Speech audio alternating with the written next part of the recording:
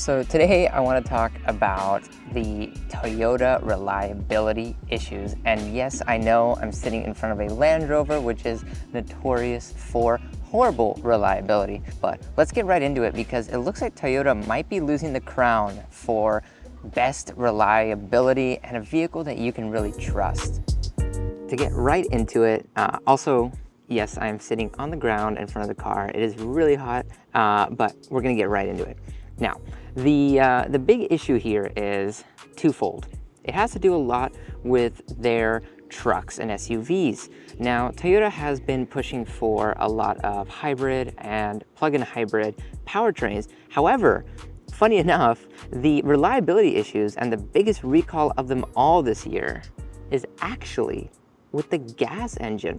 So if you haven't heard, Toyota is recalling over 100,000 of their Tundra pickup trucks and Toyota Lexus LX vehicles. Now, this is because there are some machining bits that are left over from the manufacturing process inside the gas-only engines. So this is the twin-turbo V6 engine that Toyota developed for the new generation of this platform, which underpins a few vehicles. This includes the LX, the Tundra, the new Sequoia, the new Land Cruiser 300 series, which we don't get here in the US, etc. So that is a pretty big issue, and for them to be replacing all of these engines is quite an issue. Now, you would have thought, oh, well, the hybrid powertrain would have been the one to get recalled in this situation. Well, it's totally unrelated to that. So in that case, I guess Toyota's doing fine. However, that was the minority of engines produced for the Tundra, let's say at this time, which is the Hybrid Max engine, right? So the petrol or gas only engines are the ones getting recalled.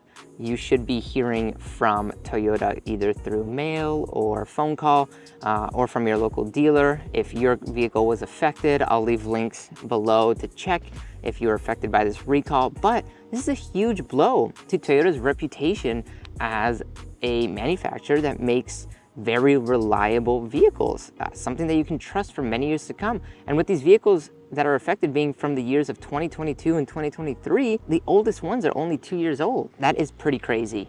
Now on to the next story that makes the situation even worse. Now, what makes this situation particularly bad at this moment right now is not only was this recall just announced not too long ago, a couple weeks ago, but there's also seemingly issues with the brand new Toyota Tacoma on an all new platform, all new redesign that just came out, is getting to dealers, within the last month with the transmissions. So people have been having issues with the transmissions in these new vehicles. Of course, now we have a brand new transmission, whereas before you had a very cumbersome, let's say, 6-speed.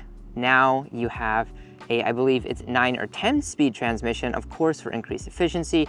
Works well also with the hybrid powertrain that's also available in the new Tacomas. Of course, you can get a non-hybrid variant in the 4-cylinder turbo. So there's a 4-cylinder turbo, and then there's a 4-cylinder turbo hybrid. So in any case, these are two very big issues. Now, having an issue with your engine is bad. Having an issue with your transmission is bad. Those are probably the worst issues you could have with a vehicle if it's not an EV. EVs, of course, if you have an issue with your battery, your powertrain, also the most significant issue. So this really goes to show that Toyota is kind of dropping off, maybe? I don't know. It is my favorite brand, a brand that is trusted around the world, the best-selling brand around the world in vehicles, and everyone from sketchy characters in the deserts of the Middle East to mall crawlers in the United States, everyone has a Toyota. And so they are trusted for their reliability and often get a pass on not having the latest technology because they are more reliable. People think, well, because it's more reliable, you're not gonna have to worry about the newest technology. And so you kind of have that give and take. So kind of tough to see them going through this bout. I know they'll fix it and they'll make it right by their customers, but it is tough because with all of these new vehicles coming out and Toyota putting forth that they do not want to sell boring vehicles, well, they are pushing the boundaries of what maybe they're used to and moving a little bit faster than they are used to. And of course, we know that they're falling behind in terms of EVs, not really putting out competitive options, really doubling down on the powertrains of hybrid and plug-in hybrid. And so kind of seeing that even their normal petrol gas engines are not as reliable as we thought is very disappointing. Now, looking forward, I think that this also means that these vehicles are going to be highly scrutinized internally, and that probably they will not have issues in the future. They're going to fix this. They have fixed it. The 2024 models, 2025 models are not affected by this recall. So it looks like that this is not an ongoing issue. And of course, it is important to know that these are the US built, or should I say North America built vehicles. The Tacoma being built, I believe, in Mexico now, and the Tundras, of course, are built in Texas. So it's odd to see that this issue is happening, and the LX also being affected. Of course, we know now the new 4Runner will be built in Japan, and so will the new Land Cruiser, but both of those will have a 4-cylinder turbo hybrid engine, or non-hybrid if you option that. So wondering how those will stack up against the North American built ones, and see how, you know, the reliability compares between Japan and the US. Now, all that being said, I am standing here with a Land Rover Discovery, which is notoriously the most unreliable big off-roader of the modern era. So, you know, take that all with a grain of salt. But of course, like I mentioned before, huge Toyota fan. We've owned a lot of Toyotas in the past, from the 3rd gen 4Runner to a GX 470 and many other vehicles in between. And so I would say I am a Toyota fanboy, but I also am very logical and open-minded about, you know, everyone can have their faults, including the most well-loved brand. And so that being said, the competition is hot right now. You know, you have things such as the Ford F-150 with the Power Boost engines, if you want that kind of plug-in hybrid-ish thing, or if you want a Lightning to go all electric.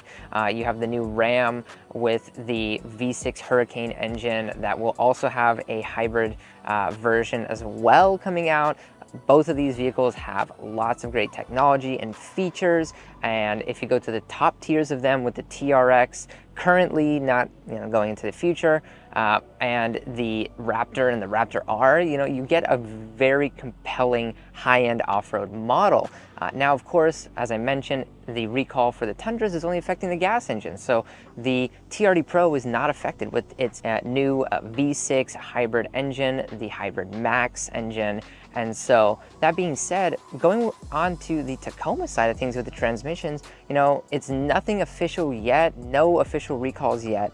And so it might just be the loud voices of a small few, or it might be a growing issue. And if it does develop into an issue, I will be sure to update you on anything that I see. I'll keep scouring the forums and keep an eye out for any press releases from Toyota.